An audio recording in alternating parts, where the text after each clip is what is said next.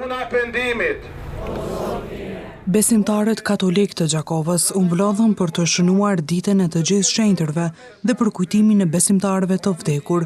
Me këtë rast, në të gjitha varrezat e famullisë u mbajt mesh dhe u bë bekim i varrezave sipas orareve të përcaktuara. Ceremonit nisën në orën 9 në Moglic, Qerim, Ramoc, Osekil dhe Osekbash, ndërsa vijuan gjatë ditës në fshatra dhe qytet, për të përfunduar pasdite në orën 15 në Nec, Madanaj dhe Jahac.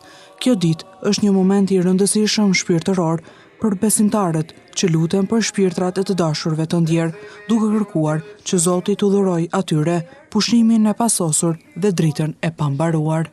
Shumica prej jush nga familja e Gjakovës dhe nga Pietroshani, këto fshatra kur të parë tonë përshojnë e këto varreza.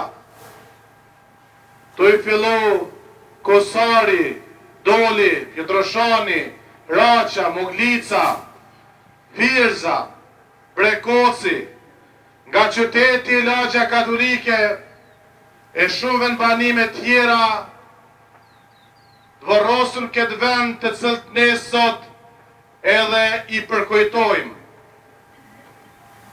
Lutja ma e bukra, ma mirë është mesha shenjte për shpirtin e tyre. Sot kisha shenjte feston të gjithë shenjtrit dhe shenjtreshat e hyut. Prandaj të kërkojmë ndërmjetësinë e shenjtër dhe shenjtreshave që këta vllazën e motrat tonë që janë të varrosur këto varreza të gëzojnë mretnin qiellore jetën e amshume. Pater Aleksandër Tanushi tha se me dhimbje në zemër, sot dhe nesër i përkujtojmë me mall të dashurit tanë, me të cilët kemi kaluar gëzime e hidherime së bashku.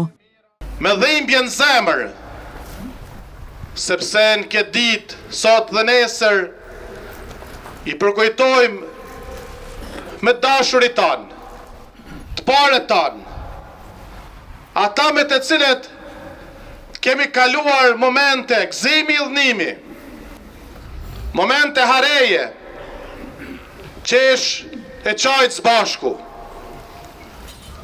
Por në anën tjetër, i në ardhë me një gëzim të veçantë, sepse i vizitoni varret e tyre, sjell një qiri që simbolizon dritën e Krishtit.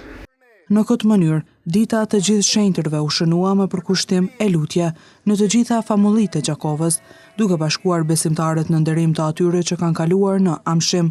Me bekimin e varrezave dhe lutjet e përbashkëta u përsoll një mesazh paqeje, dashurie dhe kujtese për të gjithë ata që nuk janë më mes nesh, por jetojnë në zemrat e të gjallëve përmes besimit dhe kujtimeve.